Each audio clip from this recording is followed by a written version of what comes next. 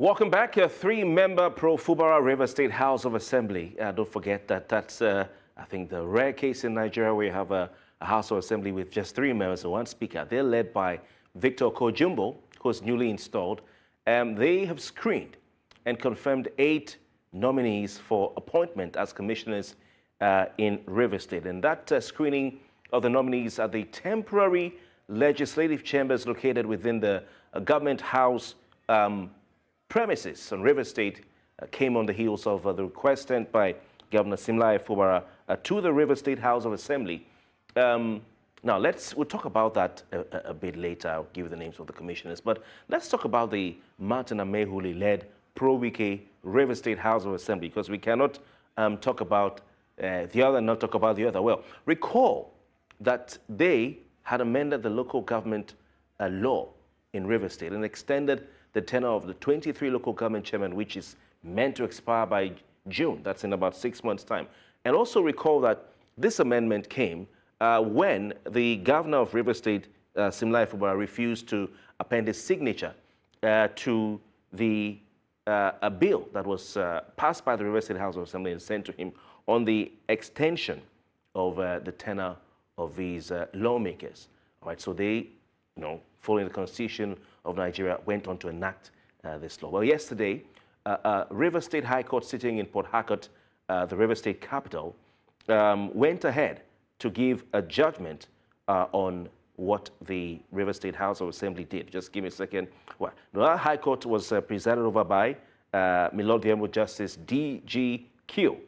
And it nullified the recent extension of the local government of tenure of the local government chairpersons by the River State House of Assembly, and he was ruling on the case of one Honorable Inyanda Kukigam. He is the chairman of Opobonkoro local government area. Now, Opobonkoro local government area is the local government area of the governor of River State. Well, it's not the local government area, but it's close to where he comes from. So Inyanda and 6 others took this to court. It was him and 6 others versus the governor of River State and others. Those were the parties joining the suit. Well, the judge declared that the local government law number 2 of 2024, and that is the one that was enacted by the Pro-Wike House of Assembly, which sought to extend, or actually extended, the chairman's terms by a further 6 months, conflicts with the Constitution of the Federal Republic of Nigeria, particularly and precisely Section 9, Section 9, subsection 1 of the River State Local Government Law number 5 of 2018. Now, it's an interesting development. Why is this interesting? This is interesting because the local government chairman in River State play a key role, a very key role in the governance of River State. We have local government elections that are overdue, and one of the calls by those who are in support of Yesu Wike, both in the People's Democratic Party and in the River State House of Assembly, the defected lawmakers, was that the River State local government elections ought to be held. Now, what we see is that in some states, including in River State, sometimes the state governors will hold on for a while before conducting local government elections. And what they do is that they constitute what they call caretaker committees. We can also say that those who are currently the local government chairman in River State were elected into office when Nyesom Wike, the former governor, who is now FCT minister, was in power as the governor of River State. So one would expect, or some expect and some suspect, that these local government chairmen will have some loyalty. Well, not all of them, because one of them took this case to court, but most of them will have some loyalty to the former governor of River State. And of course, he has been in a political conflict, a battle of supremacy, you want to call it, with the current governor of River State. So who is local government chairman in River State is key to how governance of River State proceeds. And also key, not just to the governance of River State, but to even things like the governorship election, which will be around the corner in 2027. Also, there is a move, not just from, by the National Assembly, but also within some states, a clamor for greater autonomy for local government administration in Nigeria. This started from the administration of former President Muhammadu Buhari. And recently, Nigeria's National Assembly raised the issue. It was arguing that the monies that were intended or are intended for local government councils in Nigeria should go directly to these local governments. And of course, advocating for a change in how the finances are administered. Now, some argue that the funds of local governments across the country are controlled by state governors. So it's a very key issue. Who controls, the local governments? If, for instance, you have a governor who is very influential in the election of local government chairmen and has their loyalty, then of course that governor can rule with all the power that he needs to rule. He can hold out a state. But if you have a state where the local government chairmen are not on the same page with the governor, and more importantly are on the same page with the governor's political opponent, then you have issues. But of course, we're not here saying that that should be the case, but we're just painting the picture as it is in the politics of Nigeria. So that is why it's very key. Even the People's Democratic Party, they've been talking about their ward executives, their local government executives, and their state executives in states across the country, including River State. And so it's quite key for those who will control the party structure at the ward level, at the local government level, and at the state level. And of course, who will be in power at the ward level, the council level, and at the local government level. Let's look at let's go back to the River State House of Assembly and look at some of the commissioners' nominee who now are commissioners designate till when the governor of River State, Kofi swears them in. We have Charles Bekay. Charles Bekay is a former chairman of the Rivers Bayelsa branch of the Manufacturers Association of Nigeria.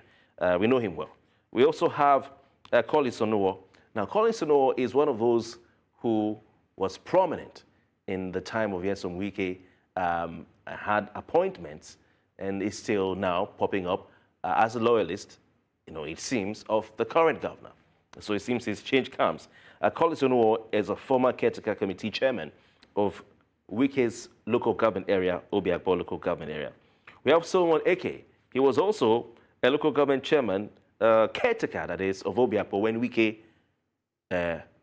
was governor. So these are people who hitherto were allies and appointees of Nyesom Wike. Others are Dr. Peter Mede. Peter Mede was appointed as Commissioner for Energy Resources in the administration of Nyesom Wike. So one would ordinarily think he's an ally of Nyesom Wike. But this time we see him popping up now as an ally of Kofi. We also have Barrister Eloka Tassiamadi. He's a former Commissioner for Works in the State. Baso Enebenibot. We have Tambari Sidney Gbara, immediate past Publicity Secretary of the PDP, and Dr. Ovi Chukuma. So what we're saying in River State is a realignment. The people who you hitherto would think or assume are supporters of Nyesom Wike coming up and saying, no, we support Fubara. Things are switching fast, but let's see how it goes. We have Sogbeye Eli, who is a former local government chairman in River State and also a lawyer. He joins us live via video link from Port Harcourt. Mr. Eli, it's good to have you. Thank you for your time. Please, you have to sit back a bit so we can have the cool, full complement of your face. It's good to have you. Good evening. Yeah, good evening. It's my pleasure to be here again. All right, fantastic. Fantastic. We'll continue the conversation, but just before we go on a quick break, give us your take on the development in the River State House of Assembly where 3 members of the House of Assembly have screened and approved 8 commissioners. In fact, the commissioners and nominees were more than the members of the House of Assembly. What's your view on that? Very briefly, please. Kofi, I think you're bringing a joke on the serious issue. They did not sit as 3 members, they sat as the House of Assembly, River State, as allowed by Section 102 of the 1999 Constitution. So they don't sit as 3 members, they sat as the House of Assembly of River State. And there is no part of the Constitution that says they must sit in the numbers that will far outnumber the commissioner nominees. I just needed to correct that impression. They sat as the House of Assembly of River State. All right. So we'll come back to you in a jiffy. Let's take a quick break and then we'll delve into the heart of the conversation. For those of you watching, please stay with us. Welcome back. You still have with us Barrister Sogbeye, of course, former local government chairman, River State, and of course, he's a legal practitioner. Sir, run us through, well, you're saying that the House of Assembly is properly constituted to nominate, to screen rather, and confirm these commissioners. What are your thoughts on the caliber of persons appointed? Because, I mean, I know River State well, and some of the people who are on the list are those who were appointees of Nyesom Wike, who are considered loyalists of former Governor Nyesom Wike, and the likes of Solomon Ebeleke, whom he made caretaker chairman of Obi-Datti local government area. So what is going on? Even Peter Medi was made a commissioner for the first time, a commissioner of energy resources in Nyesom Wike's second term, sorry. So what's going on here? Well, I'm not in the cabinet, but I know that you also know that we know these folks. Dr. Peter Medi was, like you rightly pointed out, until recently was the president of Kagote, with the umbrella sociocultural body of Ogoni people, Kana, Gokana, and Taileme, as the meaning Kagote. It was he's a senior lecturer in economics at the University of Port Harcourt. And like I said, he was commissioner for energy. So she's returning. There appears to be no distinction. After all, the governor too came from Nyesom Wike before they fell out. So that should be strange. Solomon Ebeleke, to correct an impression, was in the KEDA committee. He was elected local government chairman of Obi-Datti Council in 2018 rather. Sorry about the mix-up. You're right. You're right. Yeah, he did a full term, but did not return for a second term. True. It was that second time that Barrister George Ariolu took over from in 2021 that is ending now. Yeah. So in terms of the caliber, I think I know those two. I know Solomon Ebeleke. I know Dr. Peter Medi. The other guy you mentioned, the PDP former public secretary. I don't know him one-on-one. I looked at the list. I did also follow the proceedings, but I think they meet the constitutional requirements for appointment as commissioners. Probably the governor, coming from the background of the altercations he had with the former appointees who resigned, whose loyalty is to his predecessor in office, now FCT minister, probably deemed it fit and proper to appoint these ones that they can guarantee. I heard him today speak at the Economic Investment Summit, that his government actually began about like a month or two ago. That all along he's been under some kind of yoke or burden, that is now is coming to terms with his own government, forming his own team. So this was, yes, probably had aligned with him. So let's see how it goes. All right. The commissioners have already been sworn in, the 8 of them.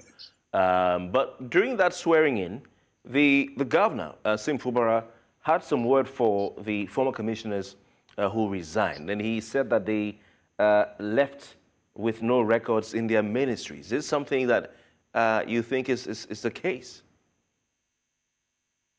One would have thought that when they resigned, the letters were addressed to the governor through the secretary to the state government. I do not know how some folks do that, but I think that next to that will be that when a man is resigning, he will have prepared his documents, including handover notes, to the permanent secretary of his ministry. Maybe they didn't do that. I would not be surprised if that was not done because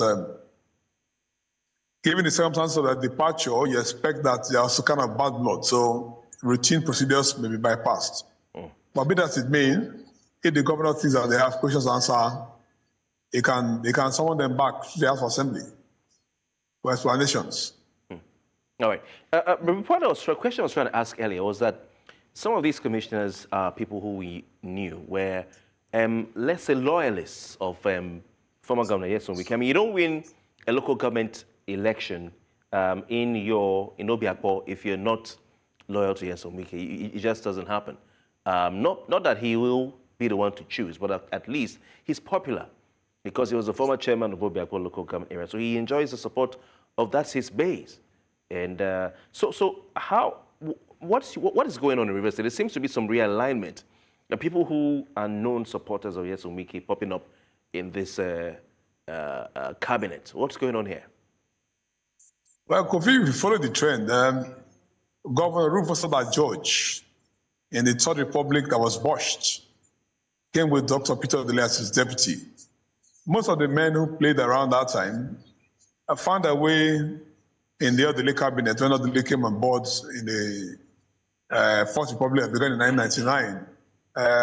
Rotimi Amechi was SA to Governor George on Student Affairs, and Celeste Omia was Commissioner for Education in that government in the Old River State. In 1999, Omia moved to become Executive Assistant to Governor Odele while Amechi became Speaker of the House.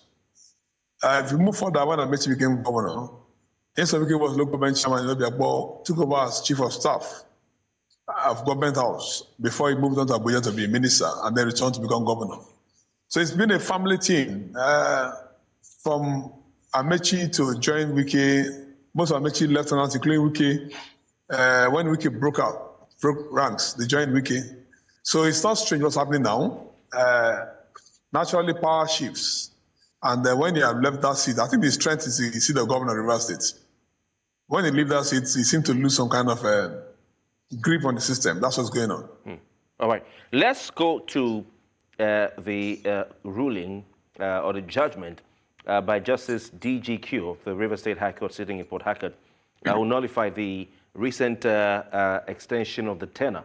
I mean, we call it tenure elongation of local government chairperson by the River State House of Assembly. You may recall that the Amehule-led River State House of Assembly did override the governor's refusal to assent to the bill sent to him, the act sent to him. So the bill, sorry, sent to him. So what are your thoughts? Explain to us what the Honourable Justice said. Well, my Lord, the Honourable Justice, Nakatima Gabriel Q of the High Court of Rivers State yesterday invalidated the amendments or purported amendments by the Amehule-led group. It is within his powers as a High Court judge, drawing powers from Section 6 of the Constitution, to use the judicial powers as is clearly allowed by law. I read the part of the judgment.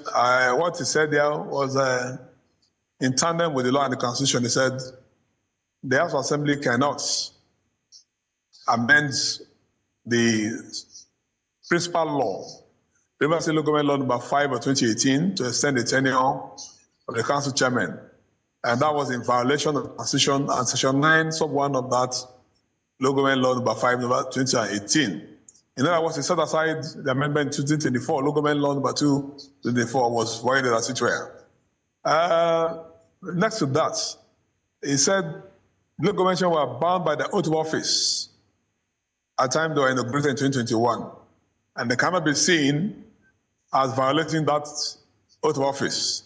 Generally, you don't change the rules of a game in the middle of the game. If an amendment was to be made to the law prior to election of new councils, that's a different thing.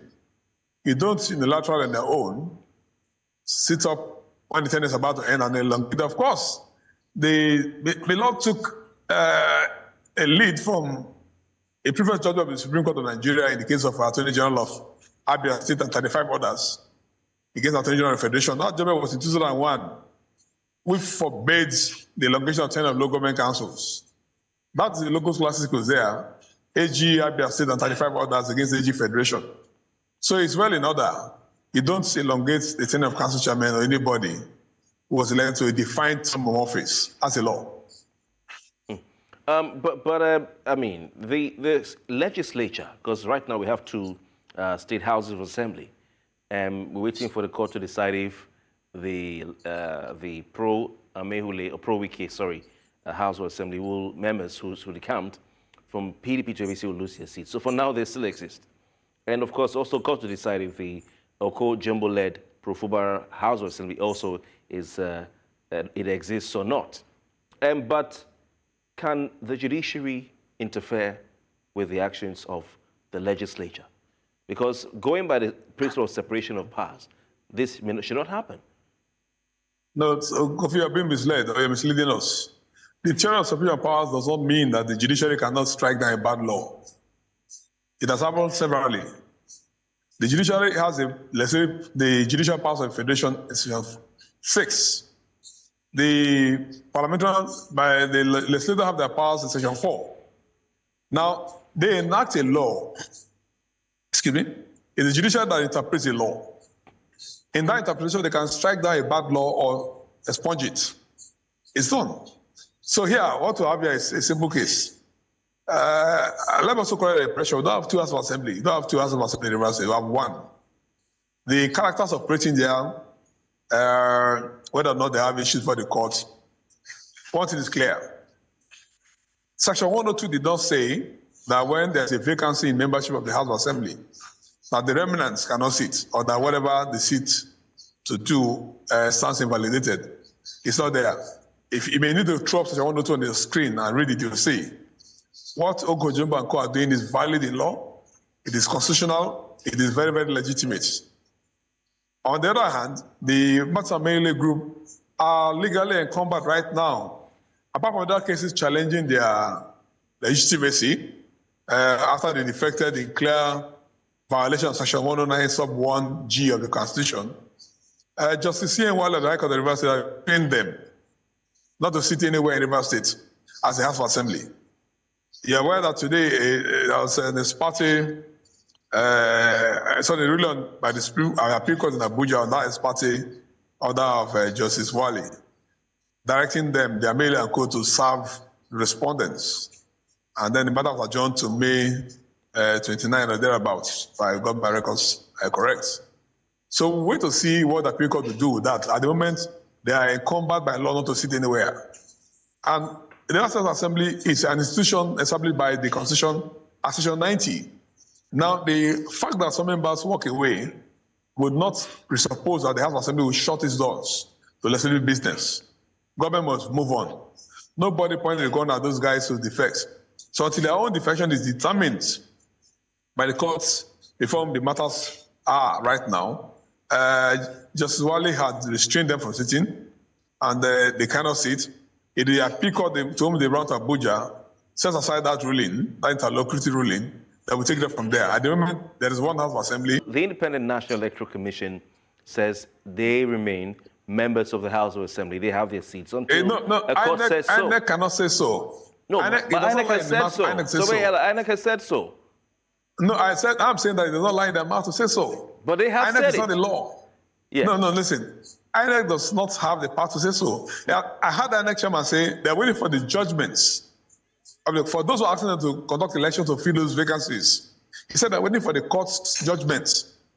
When the court judgment comes, they will conduct elections. They did not say that there are no vacancies. They did not say so. INEC chairman said they're waiting for the judgment of the court. But that's why. So if the court has not declared, why are you, a legal practitioner, unilaterally declaring the seats of these men vacant? You're mixing up two things. I said INEC cannot say that the seats are not vacant.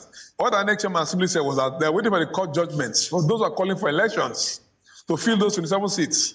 He says when the judgment comes, they'll do that. Can INEC go ahead and conduct elections when the matters over the two houses of assembly are in court? There are not two houses of assembly. Kofi, there's one house of assembly. 27 members defect does not mean there's a second house. No, whichever way you swing. Can INEC go ahead and conduct by-elections? I agree with INEC. No, I agree with INEC chairman. He said INEC is waiting for the courts to determine the matters before them. So those who are calling for conducting by-elections to fill those seats should hold on. And I agree with INEC. So why are you therefore going on to declare which one is which and which one is not, No, sorry, let me land on the point. Maybe you're not getting me well. INEC saying they are waiting for court to determine when to conduct elections on that issue does not mean that those people are House of Assembly members. INEC cannot say so. INEC cannot say so. If tomorrow the House of Assembly, the court say that defection has no legal basis, so they will not lose their seats, so be it. They say there are lots of seats, INEC can go ahead and hold elections. But I've just told you that Section 102 of the Constitution says that regardless of those who are defected, the remnants can sit, and are sitting, and whatever they do is valid in law. Kofi advised you to go to the Constitution, put it on the screen, you read it there, it's there. Section 102 of the 1999 Constitution. So there are not two houses, there's one house. Now, some people left in the majority doesn't mean the house has become a theater of the absurd, where there are two parallel houses. No, there's one house. However the court will decide do not affect Ogo-Jumbo and Co, it do not affect them. Okay. Ogo-Jumbo Orbenimia and the other guy, Good Boy, Sukari, are members of the House of Assembly. They don't defect. So if the court, you're saying you agree with the chairman of the Independent National Electoral Commission on his point that the court has to rule on these cases, determining which House of Assembly is which, or which members are losing their seats or keeping their seats. And don't forget the Oko Jumbo-led House of Assembly. The members there have all been suspended by their Mehuli-led House. And if they win, then, of course, those guys remain suspended. So how can you, are you in the mind of the judge, or judges in these matters, to know or to determine which way he is going to rule, or she will rule? Kofi, the law does not allow for self-help. He who comes equity must come with clean hands. That's what we say in law. So he said you suspended the Kojo Banko as what? You don't toy with the law will catch up with you. Well, while we're waiting for the court to determine, I'm speaking on the platform of stand on the side of the law. You must stand on the side of the law. What has the law said before in similar circumstances? When Abengude defected from Labour Party in the Ondo State Assembly, the matter went all the way to Supreme Court. Supreme Court said you cannot defect except as a division, and that division must be of a national character in your party. That same decision had been applied in the case of Bonny State Assembly, where PDP members of the House followed the former Governor David Umahi, who is now a works minister under President Tinubu's government, to the APC. The court declared a seat vacant. The same principles are applied in the case of Cross River State House of Assembly, when PDP members followed Governor Benedict Ayade as he then was to the APC. Again, their seats were declared vacant. So that's the principle of law that will apply even in this case. Yeah, but Sogbeye, we have examples. We have examples that we can point to. For instance, recently some Labour Party legislators moved over from their party. Their seats are not declared vacant. We have some state. Are the matters for the court? Legislature, yes. So why don't we? Kofi, wouldn't it be? I said the judgment of the court. So if the matters are in court, why not wait? Yeah. So if the matters are in court, why don't you say, okay, we're waiting for the court to rule? Hold on, Kofi. Let's direct the argument so we don't mix the point. The matters are in court, all right? In other courts, even before Justice C.N. Wale of the High Court restrained them from sitting anywhere in River State. He knew that the matters are before that courts. But a court will rule on the basis of the facts before it and issue for determination. So we're waiting for the appeal court in Abuja to set aside the ruling of Justice Wale. Until that is set aside, they cannot sit. That doesn't mean that there are matters challenging their legitimacy are not on. That's the point here. So when they say Labour Party members defected that they did not lose their seats, the question I'll ask is, was it a court that said so? Okay. If the court says so, then you have to go back to section 109 sub 1G. So what happens? What happens if divided?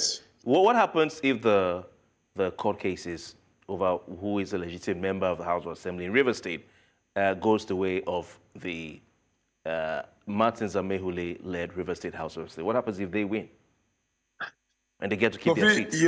Kofi, you're a journalist exercising the powers under Section 22 of the Constitution. Don't drag me to sound on the matter that is subject. No, you're a learned man. You can tell us what happens. I don't want to be prejudicial. I've just told you that the court is bound by the rule of that's the point I'm making. decisis. You are being prejudicial, it could be argued, if you decide before the courts have ruled who gets to keep his seat and who gets to lose it, bearing in mind that the matters are before the court. You're not missing the point. No, see, I said, look, under our common law, we practice what they call the doctrine.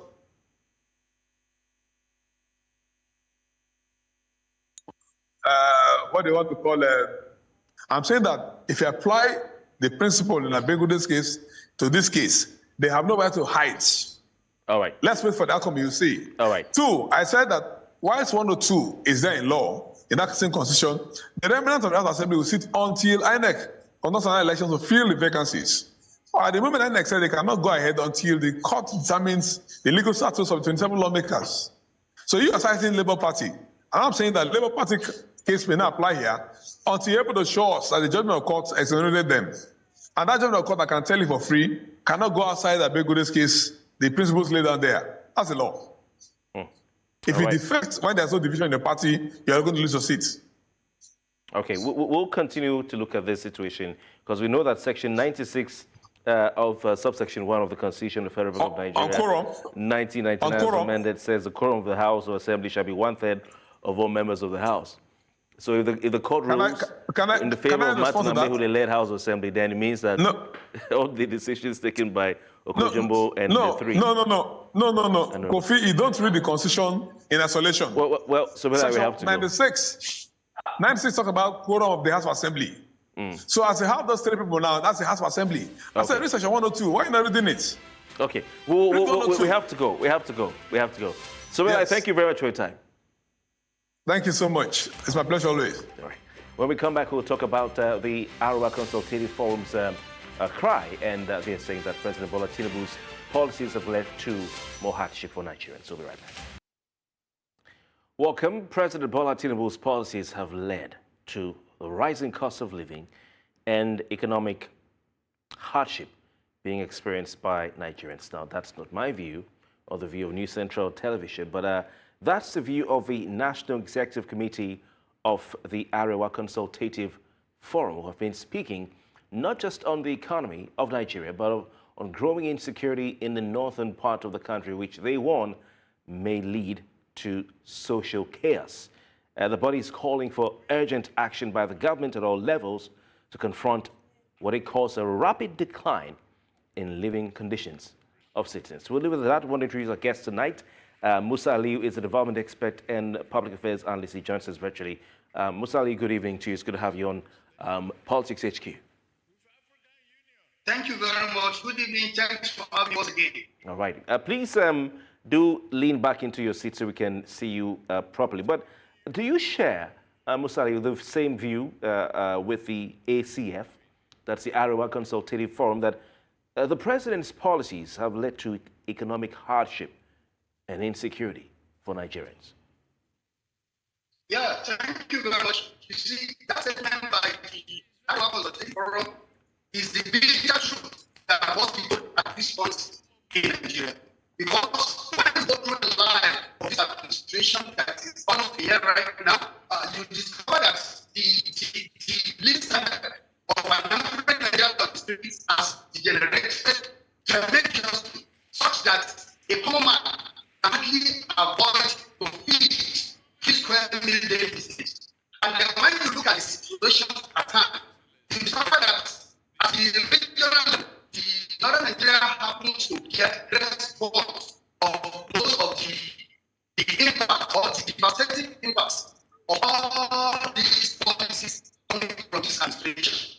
And one keeps wondering that if at all this kind of harsh economic policies can be met in Nigeria, what do you expect to happen? I think this is not a democratic government. So that segment by the Arewa Consultative Forum is actually a wake-up call.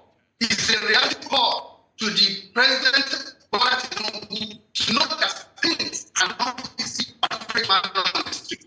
From the street, so it is now a picture to manage what can happen to happen, and of course, can avoid to be of this family.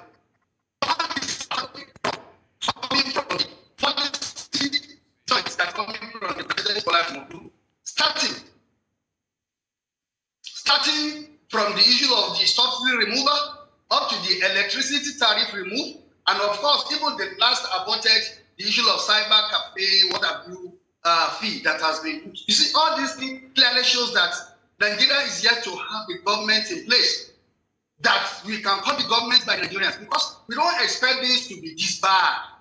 No matter what, if you are trying to build a nation, it is not uncommon that everybody must pass through hardship of a note of this man, and this is actually a very big thing. We expect other regional bodies of the other geopolitical zones to copy what the Arewa Consultative Forum has done by calling the administration of Bola Tinubu to order, and let him see the reality that Nigerians are seriously passing through agony that they've never experienced in their life.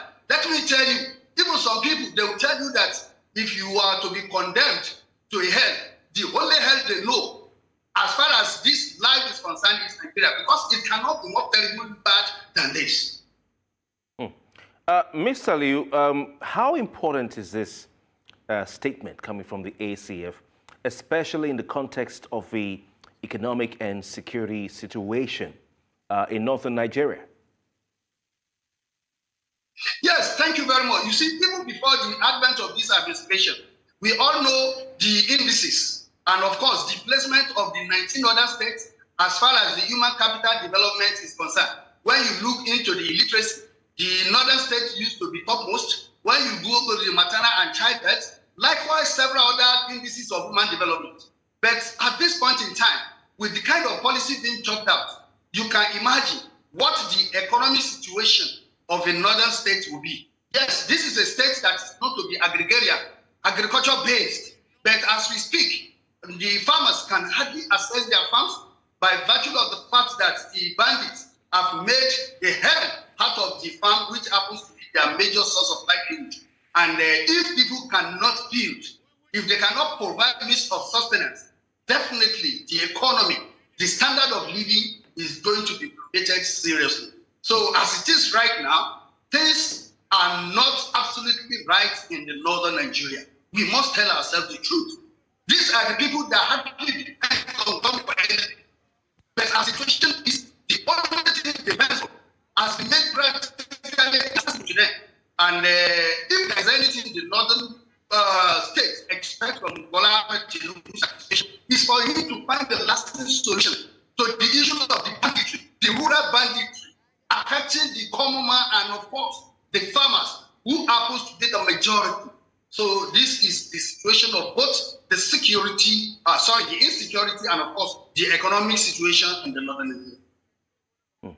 All right, Musa Ali, we want to leave it at that. The question will remain, can the northern elite absolve itself of some of the blame in the situation that the ACF is talking about? But I'm afraid we have to leave it at that. I want to thank you very much for your time tonight. Musa Ali, development expert and a public affairs analyst. All right, and of course, we will continue looking at the latest conversations in the polity of Nigeria. Of course, we're keeping a pulse on what's happening all over the country, including in River State and around Nigeria. My name is Kofi Bartels. Hope you've had a wonderful time watching the program tonight. Have a lovely evening. Goodbye.